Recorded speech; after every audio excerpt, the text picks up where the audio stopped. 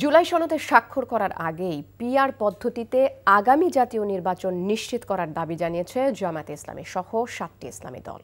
রাজধানীতে আলাদা সমাবেশ ও গণমিছিল কর্মসূচিতে জুলাই সনদের ভিত্তিতে আগামী নির্বাচন করার দাবিও করেন দলগুলোর নেতারা, জানাচ্ছেন জুবায়ের প্রধান।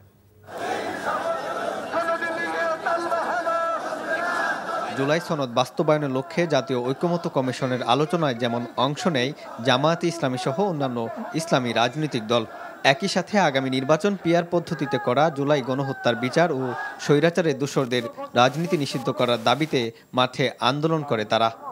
বাংলাদেশ জামায়াতে ইসলামী 15 অক্টোবর বহুল প্রতীক্ষিত জুলাই সনদে স্বাক্ষর করবেন প্রধান উপদেষ্টা। তার আগেই পিআর পদ্ধতিতে আগামী নির্বাচনের নিশ্চয়তা এবং আগামী নির্বাচন জুলাই সনদের ভিত্তিতেই আয়োজনের দাবিতে রাজধানীতে বিক্ষোভ সমাবেশ ও গণমিছিল করে জামায়াতে ইসলামী। জাতির মতামত না নিয়ে পিআরকে উপেক্ষা করা যাবে না।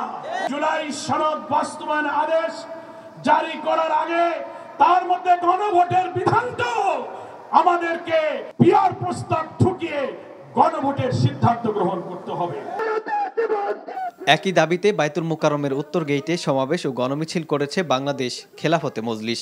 জুলাই সনদের আইনি ভিত্তি প্রদান করে তার ভিত্তিতে আগামী ফেব্রুয়ারিতে বাংলাদেশের ত্রয়োদশ জাতীয় সংসদ নির্বাচন অনুষ্ঠিত হবে।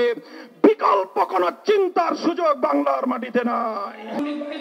পৃথক সমাবেশে ইসলামী আন্দোলন বাংলাদেশ পিআর পদ্ধতি নিয়ে আলোচনা না করায় ঐকমত্য কমিশনের সমালোচনা করেন। পিআর পদ্ধতির নির্বাচনের ব্যাপারেও ঐকমত্যে এজেন্ডাই আনেন নাই। এটা আমাদের জাতির থেকে, বাংলাদেশের মানুষের থেকে আপনাদের কর্মকাণ্ডের জন্য আমরা ধিক্কার জানাই। অভিন্ন দাবিতে খেলাফত মজলিস, নেজামে ইসলামী পার্টি, জাতীয় গণতান্ত্রিক পার্টি জাকপা সহ মোট 7টি দল সমাবেশ ও গণমিছিল করেছে ঢাকার বিভিন্ন স্থানে।